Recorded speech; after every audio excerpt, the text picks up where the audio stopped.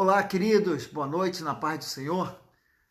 Estamos mais uma vez aqui para nós darmos continuidade ao nosso estudo sobre as 7 cartas da Ásia.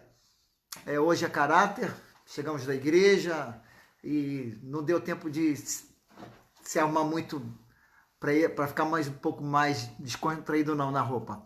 Mas está ótimo, excelente, importante que estamos aqui, você está aí e a gente quer dar continuidade sobre este assunto que nós estamos tratando. E hoje, como nós falamos ontem, vamos falar sobre a igreja em Filadélfia. Apocalipse capítulo 3, versículo 7. Filadélfia, a 6ª carta deste período da igreja que nós estamos tratando. Então, falando de Filadélfia ontem falamos sobre Sardes, né, que foi chamada de uma igreja morta, apesar de, nesse período, terem aparecido grandes pregadores, grandes teólogos, homens que pregaram o evangelho, nós falamos sobre eles ontem. E hoje nós vamos falar sobre Filadélfia a partir do versículo 7. Como a gente tem bastante coisa para falar hoje, a gente precisa dar uma acelerada aqui nesse processo aqui. Versículo 7. Você certamente já pegou a sua Bíblia, já está preparadinho aí para acompanhar. Ao anjo da igreja em Filadélfia, escreve: isto diz o que é santo, o que é verdadeiro, o que tem a chave de Davi, o que abre e ninguém fecha, e fecha e ninguém abre. Já nesse primeiro versículo de Filadélfia, a gente vai saber o que significa Filadélfia. Filadélfia significa amor fraternal. Então, é a fraternidade, é o amor sem interesse. Olha a profundidade do que representa a Filadélfia, é o amor sem interesse.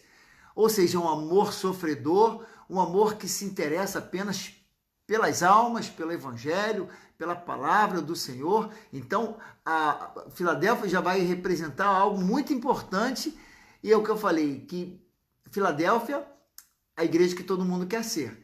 Então, amor fraternal vai ser caracterizado como uma igreja avivada e missionária. Nós fizemos uma introdução ontem, uma igreja avivada e missionária. E vai representar a igreja a partir de 1750. Lembra que nós falamos que de 1517, que foi a Reforma Protestante, até 1750, foi representada pela igreja de Sardes. Agora, Filadélfia, a partir de 1750. Nesse período de 1750, a igreja já está começando a tomar uma forma diferente. Falamos da igreja anglicana, luterana, já começa a tomar forma a igreja metodista, através de John Wesley, e esses homens eles vão atravessar esse período. O John Wesley, Charles Wesley também, George Whitefield, esse povo vai atravessar esse período aí, vai entrar já no período já de Filadélfia. Homens que trazem uma teologia profunda, algo muito significante para a igreja começa a se estruturar, ela já começa a ter as suas denominações, elas saem daquele monopólio religioso do cristianismo, do império católico romano.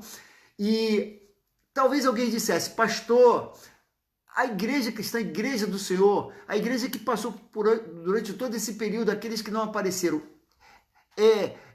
tinha crente nesse período? Tinha uma igreja fiel? Com certeza tinha. O problema é que a gente não conhece essa história, a gente não conhece o povo. Porque se a gente falar que não tem gente crente, gente fiel, nós vimos que havia igreja dos remanescentes, aqueles que escapam, porque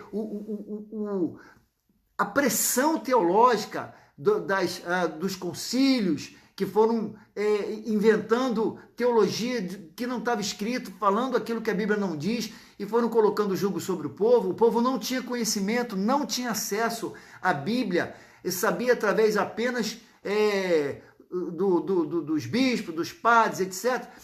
Agora há uma liberdade, e à medida que há uma liberdade, e eu falei que dentro da própria igreja havia muita resistência, pessoas que queriam pregar o evangelho, mas o status quo da igreja era muito poderoso para ser derrubado, como até hoje existe.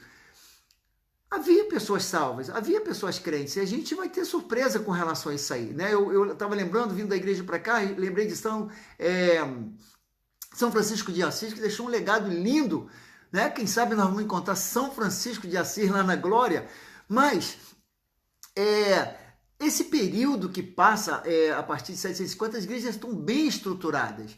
Mas ainda assim, nesse período que nós falamos de Sárdia, a igreja está numa obscuridade espiritual muito grande, a ponto de ser chamada de uma igreja morta.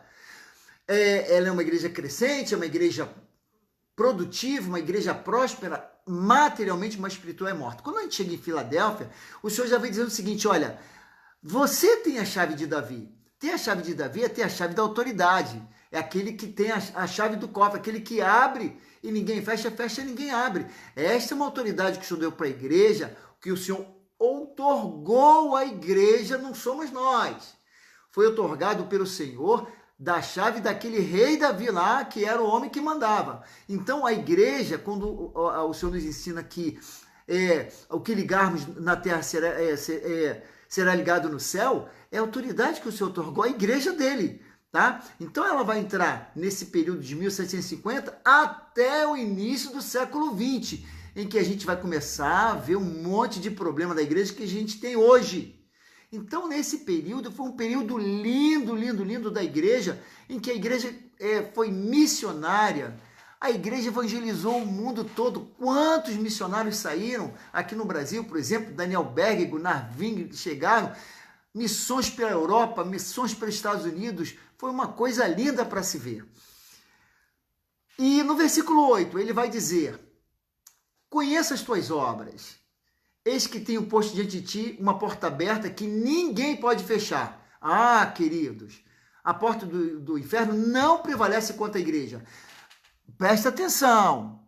Pastor, mas teve igreja lá que fechou. O senhor falou ontem que Estados Unidos e Europa, muita igreja fechou, igreja que viraram teatro, viraram outras coisas. Então quer dizer que teve igreja que morreu? Foi. Mas nós estamos falando da igreja do Senhor. A igreja fiel do Senhor, as portas do inferno não prevalecem contra ela. E ele diz, olha, tens pouca força. Por que tem pouca força? Porque a igreja da idade antiga, idade média, ela tem muita força, força política, força de matar, força de fazer muitas coisas. Nós vimos isso. Quando a igreja entra em Filadélfia, essa é uma igreja que ela não tem força política, ela não tem força financeira, ela não tem força de influência, ela somente ela tem a força do Senhor. E ele continua dizendo, entretanto, guardaste a minha palavra e não negaste o meu nome.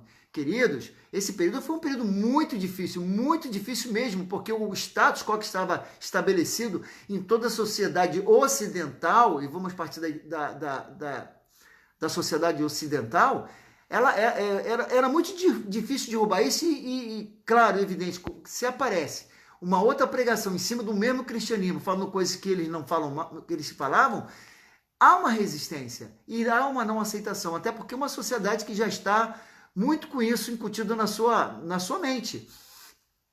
Ele diz ainda no versículo 9, eis que farei os da sinagoga de Satanás, aos que se dizem judeus e não o são, mas mentem, eis que farei que venham e adorem prostrados aos teus pés e saibam que eu te amo. Mas Esmirna, né, as para Esmirna que ele falou a mesma coisa sobre essa sinagoga de Satanás. Sempre vai haver dentro da igreja esse tipo de coisa. Pastor, é possível? É fato, não é possível não, é fato. Sempre haverá dentro das igrejas pessoas que querem trazer ensinos errados, querem levar a igreja ao erro e a heresias. E ele fala que, olha, mas se dizem judeus, já falei, o status de judeus, isso significa judeus nesse sentido. Pessoas que se acham o suprassumo da teologia e querem impor, por causa das suas experiências pessoais muitas vezes, querem impor uma teologia à igreja, aquilo que a Bíblia não fala. Então essa igreja, Filadélfia, ela é uma igreja missionária, fiel, vencedora, mas é uma igreja também perseguida. No início do século, e a gente falou que esse período ele vai adentrar o início do século passado, o século XX, a igreja sofreu muito. Como eu falei, havia um status de uma igreja, aqui no Brasil mesmo, depois que chegou o evangelho com força aqui, principalmente depois do Pentecoste, 1900 e pouco, 1906 aproximadamente, 1926, 1906, as cidadezinhas, principalmente no interior de Minas, os pastores sofreram muito. As igrejas evangélicas sofreram muito perseguições de todos os lados. O povo era chamado de Bíblia, era chamado de bode, era chamado de tudo. Ou seja, a igreja sofreu muito. Hoje as coisas mudaram e a gente vai falar por que as coisas mudaram falando de Laodiceia. Então, o resultado disso é que a fidelidade ao Senhor, tá? Ver no futuro o inimigo humilhado, reconhecendo a soberania de Deus. Então eles vão se prostrar diante dos pés daqueles que foram mortos e perseguidos por causa da palavra do Senhor. Versículo 10, acho que eu estou um pouquinho acelerado, vou dar uma desacelerada aqui. Versículo 10, porquanto guardaste a palavra da minha perseverança. Isso é um dado importante. Eu quero que a gente vá começar a entrar em assuntos que vão trazer certamente alguns questionamentos. Olha o que o versículo 10 traz. Porquanto guardaste a minha perseverança, também te guardarei da hora da provação, que há de vir sobre o mundo inteiro, para pôr à prova os que habitam sobre a terra. Observe o seguinte, tem uns nomes muito preciosos com relação à teologia. Homens que trouxeram muita claridade no Evangelho, ainda que eu digo sempre que a Bíblia é autoexplicativa, ela explica, ela se autoexplica à medida que você vai lendo. Tem gente que fala assim, olha, tive uma revelação na palavra porque o Senhor mostrou isso. Se você ler a palavra, o Senhor vai te revelar aquilo que já está lá. É uma revelação revelada. Mas nós tivemos nesse período de grandes teólogos, de grandes missionários, de grandes evangelistas. Além do John Wesley que atravessa, o Charles Wesley, nós tivemos também William Booth, nós tivemos George Whitefield, que também atravessou de Sardes para Filadélfia esse período, Charles Finney, bem conhecido, e um tal de C.S. Lewis, né, que muitas pessoas falam muito a respeito dele também, e talvez seja um dos teólogos, pastores mais conhecidos do nosso tempo aí. Charles Hudson, também conhecido. Jonathan Edwards, considerado um dos maiores pregadores de todos os tempos. Esses homens estão justamente nesse período aí. A gente vai falar de pessoas importantes mais do nosso tempo, chegando mais pertinho de nós aqui em Laodiceia. Mas no versículo 10, que vai talvez dê uma clareada em algum ponto muito importante, e eu quero ler de novo esse versículo 10, ele vai dizer, porquanto guardaste a palavra da minha perseverança. A igreja precisa ser perseverante, e graças a Deus que foi, desde a era apostólica, ela foi e continuará sendo perseverante até que o Senhor volte. Ele diz, porquanto guardaste a palavra da minha perseverança, também, já que você foi perseverante, olha o que o Senhor fala, já que você foi perseverante, quando ele fala perseverante, são os fiéis. Queridos, nós não estamos falando de denominação, nós estamos falando de igreja, pessoa. Nós somos a igreja é orgânica, não a igreja é instituição, organização. A igreja orgânica, nós que formamos a igreja do Senhor, a igreja fiel, a igreja que tem desejo de morar na eternidade. Esta igreja, e o Senhor diz, porque guardaste a palavra da minha perseverança. Olha o que ele fala também, eu te guardarei da hora da provação. Agora tem alguma coisa interessante para a gente ver aqui. Se Filadélfia representa a penúltima igreja, é a igreja considerada a igreja da 1/10 hora, ou seja, não fechou, falta mais uma. Da 1/10 hora, ele diz que esta igreja será guardada da hora da aprovação. Ora, há corrente teológica que a gente respeita que a igreja passará por tribulação, ou início da tribulação, ou grande tribulação, não importa. Há as questões que a gente pode tratar isso lá na frente.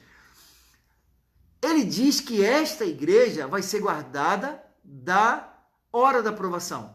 Hora da aprovação, ela virá assim que a igreja for arrebatada. Ele diz que esta aprovação há de vir sobre o mundo inteiro. Então significa que não é uma aprovação local, não é uma aprovação pontual, como aconteceu e vem acontecendo. Observe uma coisa, queridos. Tem crente hoje, tem igreja hoje sendo provada, muito provada? Tem, muito, e não é pouca. Vamos imaginar, como eu já falei, Venezuela. Querido, imagina a igreja ali, que querem proibir tudo e não pode fazer nada. Imagine aquele povo lá, ali da Ásia, né? China, Coreia do Norte, aquele pessoal do Oriente Médio, aquele povo muçulmano que está se convertendo e está tendo o maior prazer de morrer pelo Senhor. Isso é provação? Claro que é. Nós não passamos por isso. A gente achando até, inclusive, que a pandemia que nós estamos passando aí já é o princípio das dores. Já falei isso no nosso estudo, nesse período. Tribulação com geladeira cheia, comida na despensa, Netflix e não sei mais o que, vou ali, volto, pode passear, pode caminhar. Isso é tribulação. Você pode passar por um período de uma provação, de uma luta, pessoa enferma na família, a gente tem vários tipos de provações. Mas dizer que nós estamos numa tribulação que vai passar aqui o texto, então a igreja, seus membros, algumas igrejas pelo mundo passam provações, mas são provações pontuais. Isto é uma coisa, assim como nós passamos. Isto é uma coisa. Agora, esta provação a qual João escreve, a qual o Senhor está falando para a igreja de Filadélfia, ele diz que te guardarei da hora da aprovação que há de vir sobre o mundo inteiro. Pode ser numa grande pandemia? Pode. A pandemia, não tenha dúvida, e lá quando a gente falar das taças, a gente falar das trombetas, dos selos, a gente vai ver esse negócio aí, esse negócio de pandemia, né? A gente vai ter noção, eu falei no início do nosso estudo, que a revelação é progressiva e a gente vai entender muito a respeito dessas pragas, dessas coisas ruins que vão acontecer no mundo, com essa pandemia que a gente está vivendo. A gente vai ter noção, olha, isso é um sinal. Isso, o Senhor está mostrando para nós a forma como essas coisas vão acontecer. Isso aí, eu já falei, isso é sombra da sombra do que vai acontecer. Sombra da sombra. E ele diz que esta provação, queridos, é sobre o mundo inteiro. Não é aqui na Venezuela, aqui num país do centro, né, da América Central, não é num país ali na Ásia, no Oriente Médio, não é não. Essa provação é para o mundo inteiro e ele conclui, isso é tão verdadeiro, que ele diz o seguinte, para pôr à prova os que habitam sobre a terra. Para quem é isso? Para quem é esta aprovação? É para um grupo aqui, um grupo ali, para uma igreja tal, uma igrejinha ali? Não! É para o mundo inteiro, para pôr à prova os que habitam sobre a terra. É para o mundo inteiro. E a coisa vai ser muito, mas extremamente séria. Extremamente séria. E quando a gente começa a falar sobre essas coisas, tem muita gente que fica arrepiada. Meu Deus! Isso só faz nos levar a sermos mais fiéis ao Senhor. A não querer pensar em a gente passar por isso. Ah, pastor, mas eu creio que a gente vai começar a passar pela grande tribulação. Eu já ouvi de pessoas que eu considerava muito bom na teologia não aceitarem que a gente não vai passar pela tribulação. Ele acha que vamos passar pela tribulação. Aí eu falei assim, poxa, camarada, vamos nos argumentos. Não se sustentam. Eu quero ver se alguém derruba isso aqui.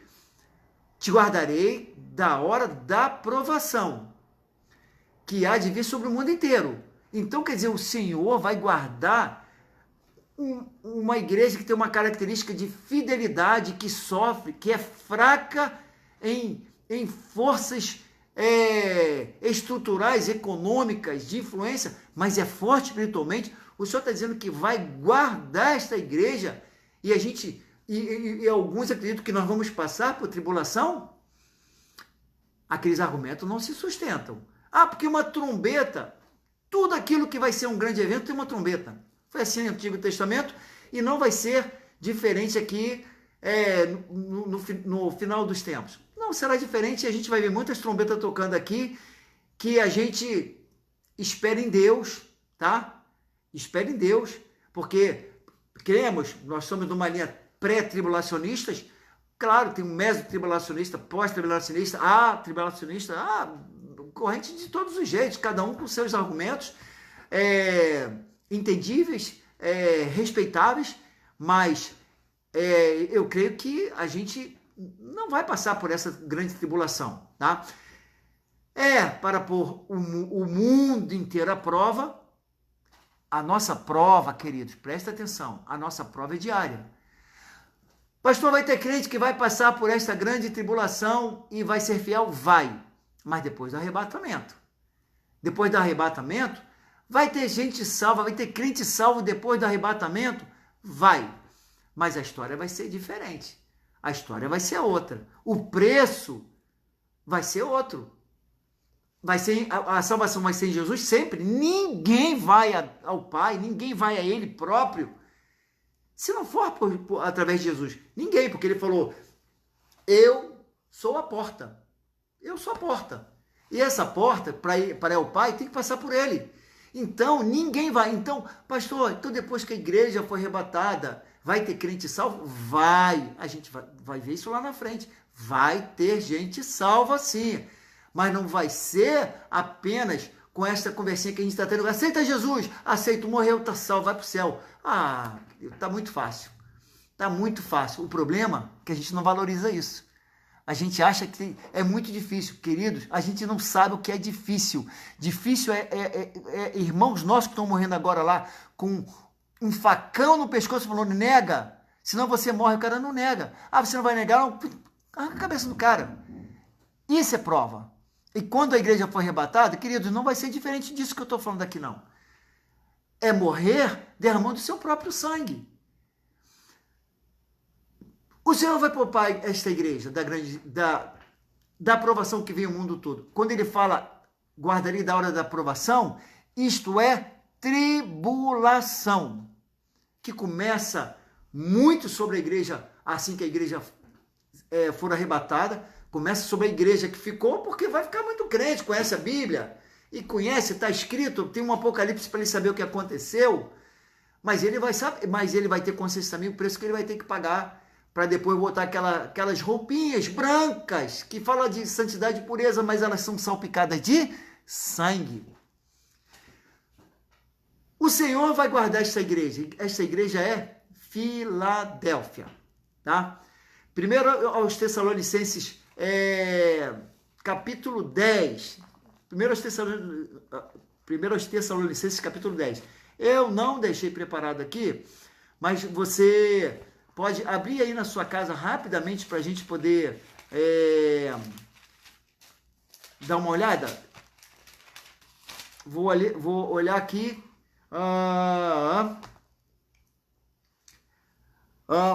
É melhor fechar aqui, senão a gente vai perder tempo e nosso horário está acabando aqui.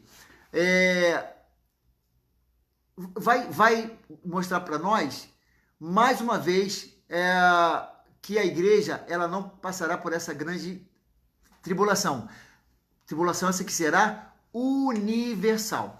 Versículo 11 ele vai dizer, venho sem demora, guarda o que tens para que ninguém tome a tua coroa.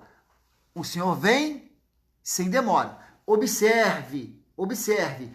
Venho sem demora. O Senhor está avisando para Filadélfia que ele está vindo, mas ele não veio. Ele está vindo. E ele diz, guarda o que tens para que ninguém tome a tua coroa. isso, coroa fala de vencedor, tá? Coroa é coroa dos vencedores. E depois lá na frente a gente vai falar também sobre essa coroa que alguns falam que estão botando pedrinha nessa coroa aí. Guarda o que tens, para que ninguém tome a tua coroa. Nesse mundo que nós vivemos, diferente do mundo de perseguição que aconteceu durante todos esses séculos, desde a formação da igreja na era apostólica até hoje. Este é o período de maior bonança que a igreja tem. Mas é diferente daqueles que querem tirar a nossa coroa? Não é diferente.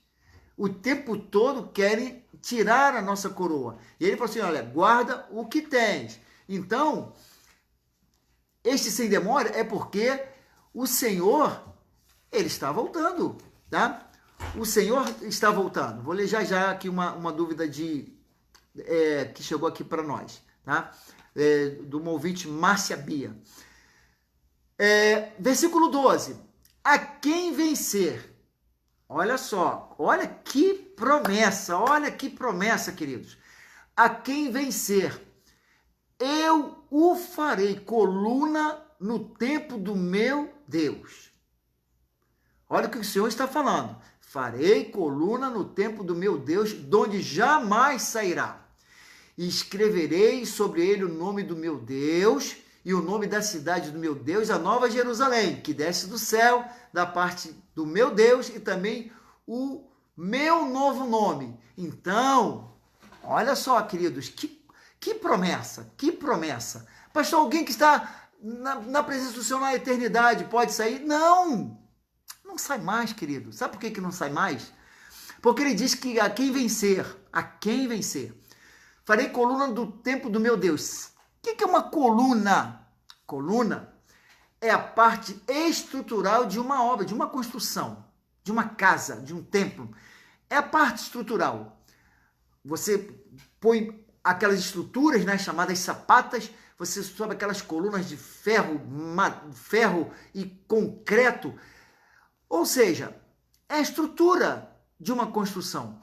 Numa construção, você tira a parede. Você bota uma parede para aqui, para ali, você derruba. Você pode fazer isso. Porque a estrutura de uma casa ela não está na parede. A estrutura de uma casa está nas colunas. Coluna não se move. Então, esta coluna que seremos nós, na casa do Senhor, na Nova Jerusalém que desce do céu, que é uma outra história que a gente vai ver lá na frente, já no final de Apocalipse, significa que quando estivermos na eternidade com o Senhor, assim como estamos hoje, mas lá principalmente porque ainda temos que conquistar isso, jamais sairemos da presença dele, nós não seremos movidos.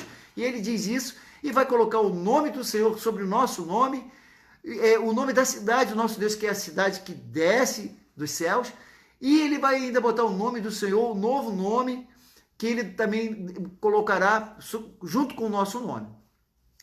E o versículo 13 ele vai dizer: quem tem ouvidos, ouça o que o Espírito diz às igrejas. Mais uma vez, o Espírito Santo, ele sendo um agente, de falar, de convencer, de testificar para a igreja, tá? Que é o Espírito Santo quem está falando. E que nós temos que ter, como a gente tem falado nesses dias, a sensibilidade de ouvir a voz dele. Sempre falei, queridos, sempre falei durante anos eu tenho falado. Muita coisa é falada, muita coisa é ensinada, muita coisa é pregada. Mas se nós não tivermos a sensibilidade do Espírito Santo, queridos, a gente vai dizer amém para tudo. E nós temos a palavra que vai nos ajudar nesta compreensão, pedindo a iluminação ao Senhor, para que a gente possa entender bem isso. Quem está na presença do Senhor, ele fale: olha, lute, seja vencedor, para que quando você estiver lá, porque quando você chegar lá, De lá ninguém mais te tira.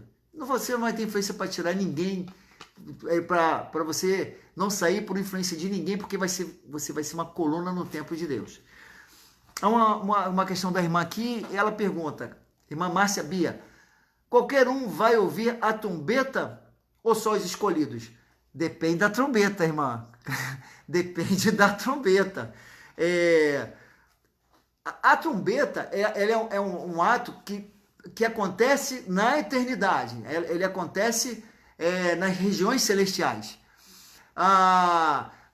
Eu creio, tá, que essa trombeta é um chamado de Deus, principalmente quando o Senhor chamar os seus escolhidos, que vai acontecer e vai ser um ato contínuo de ouvir e estar na presença dele. Agora, quando nos céus as trombetas tocam, alguma coisa acontece. Alguma coisa acontece. E pode ser uma coisa boa ou pode ser uma coisa ruim, tá? Porque trombeta, invariavelmente, é um chamado de guerra. No Antigo Testamento a gente vê isso. Ou para congregar o povo. É um chamado de guerra e também para congregar o povo. Há uma guerra que vai se travar. Assim como nós sabemos que vivemos numa guerra espiritual. Há uma guerra que vai se travar, principalmente nesses últimos tempos que nós estamos vivendo. Queridos, creia nisso. Creiam nisso. Nós estamos perto de ver as maiores revelações que a Bíblia tem para nós. Está muito perto. Os sinais que nós estamos vivendo hoje, né, e esse tempo de pandemia talvez seja um dos sinais que eu já falei isso, da misericórdia do Senhor, para o Senhor nos mostrar que o tempo está terminando, que o mundo está muito perto de passar por situações muito difíceis, e está falando para a igreja. Quem tem ouvidos, ouça o que o Espírito diz às igrejas. Amém, queridos? Filadélfia, penúltima carta, penúltima igreja, é a penúltima carta também, desse período, né, que nós falamos, desses 7 períodos. Filadélfia é o 6º. Pastor, mas essa igreja que vai ser arrebatada Filadélfia é a igreja que vai ser arrebatada. A característica de Filadélfia é a característica da igreja que vai subir. Mas, pastor, mas ela não é a última igreja. Não é. Este é o problema, querido. Ela não é a última igreja. A última igreja desse período é Laodiceia. E amanhã nós vamos falar sobre Laodiceia, queridos. Ou seja, nós somos a Filadélfia. Hoje, nós, crentes fiéis do Senhor, nós somos a Filadélfia que temos que conviver para sermos arrebatados no tempo de Laodiceia. Uma outra pergunta aqui da irmã Inês Meira. Estamos passando um pouquinho da hora, mas vamos terminar. Houve uma questão que não poderemos emprestar a nossa coroa para ninguém. Entendo eu que isso seja o seguinte: salvação é individual. Ninguém é salvo no coletivo. Eu sou pastor. Se eu sou pastor, a minha coroa de salvação vai ser dividida com a minha esposa, com as minhas filhas, com a minha mãe, com meus irmãos? Não, senhor. Salvação individual. A coroa, cada um tem a sua coroa. Não existe filho de pastor é pastorzinho, filho de salvo é salvinho. Não tem esse negócio, não. Filho de peixe, peixinho. Não é, não. Tá? Salvação individual. Mas está todo mundo na igreja. Significa nada. Não adianta estar só na igreja.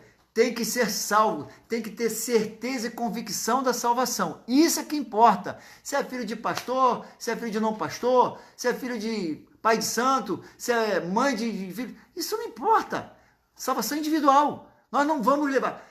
É diferente de santificar. Olha, a esposa santifica o marido santifica a esposa. É diferente. Mas salvação, queridos, a gente vai tratar algumas coisas dessas lá na frente, quando o Senhor falar que um estará no campo, dois estarão no campo, um será deixado, outro será tomado. É muito em função desta coroa aqui, tá? Que é individual e que cada um tem que lutar pela sua.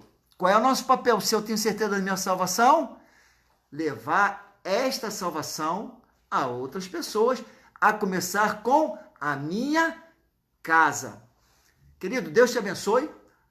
Até amanhã às 10. Até amanhã às 10, em nome de Jesus, estaremos aqui de volta, falando da última igreja, Laodiceia, em que nós vamos ver coisas que talvez não nos surpreendam em função de tudo aquilo que a gente tem visto, mas nós vamos comprovar aquilo que a Bíblia já fala. Amém? Deus te abençoe e tenha uma noite muito abençoada na presença do Senhor, queridos. Até amanhã.